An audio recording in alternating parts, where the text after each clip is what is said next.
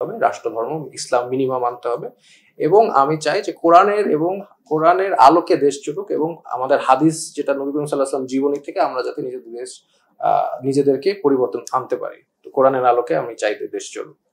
আওয়ামী লীগ আবার ফিরে আসবে এরকমটা শোনা যাচ্ছে, প্রতি বিপ্লব ঘটবে এরকমটা শোনা যাচ্ছে। আবার গত কয়েকদিনে আপনি দেখেছেন সাবেক প্রধানমন্ত্রী দুটো কল ফাঁস হয়েছে। সেখানে তিনি বলেছেন তিনি পদত্যাগ করেননি এখনো। আবার একটাই বলেছেন তিনি যে কোনো সময় দেশে ঢুকে যাবে।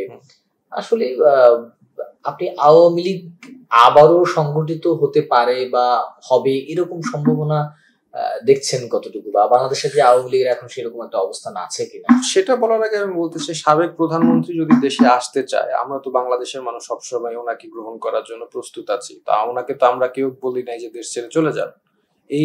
এই ডিমান্ড কেউ করেছে? সবাই তো আন্দোলন করেছে, কিন্তু ওনাকে পদত্যাগ করতে বলেছে। ওনাকে দেশ ছেড়ে চলে যেতে কেউ কি বলেছে? কেউ কিন্তু বলে নাই। উনি দেশ ছেড়েছে কেন এটা উনি ভালো জানেন, এবং ওনাকে আমরা বাংলাদেশের মানুষ, সকল মানুষ আহ্বান করবো যাতে উনি দেশে ফিরে আসেন। উনি যদি ক্লিয়ার থাকেন, ওনার মনুষ্যত্ব যদি পরিষ্কার থাকে যে উনি কোনো অবৈধ কাজ বা অন্যায় করেন নাই, তাহলে সেটা আইনের আদালতেই সেটা প্রমাণ হোক। ওনার লয়ার থাকুক, প্রমাণ হোক, উনি করুক যে উনি কোনো অবৈধ কাজ করেন নাই, উনি আয়না ঘর তৈরি করেন নাই, উনি মানুষকে গুম করেন নাই, খুন করেন নাই। তো এটা যদি ওনার ক্লিয়ার থাকে, কনসাস যদি ক্লিয়ার থাকে, তাহলে উনি আসুক দেশে। ওনাকে তো বিদেশে যেতে কেউ বলেন নাই। তো এটা নিয়ে আসলে উনি কেন বলছেন আমি শিওর না।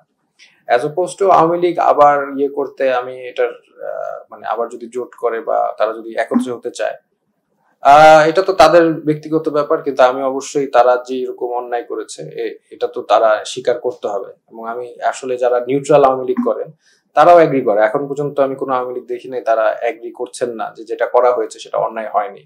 এরকম অন্যায় করার পরে আসলে আমরা যারা অন্যায়তে ডিরেক্টলি জড়িত তাদের বিচার হওয়া পর্যন্ত আসলে তাদেরকে আবার নতুন করে দল করতে দেওয়াটা কতটুকু যৌক্তিক আমি আসলে নিজে বলতে পারবো না। এটা তো প্রাণ আচার, আমাকে একটু দিস।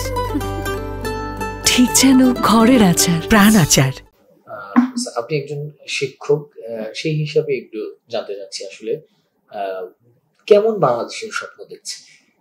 না, বাংলাদেশের শিক্ষক বলতে তো শিক্ষক তো অনেক রকমের শিক্ষক আছে, অনেক দর্শনের শিক্ষক আছে।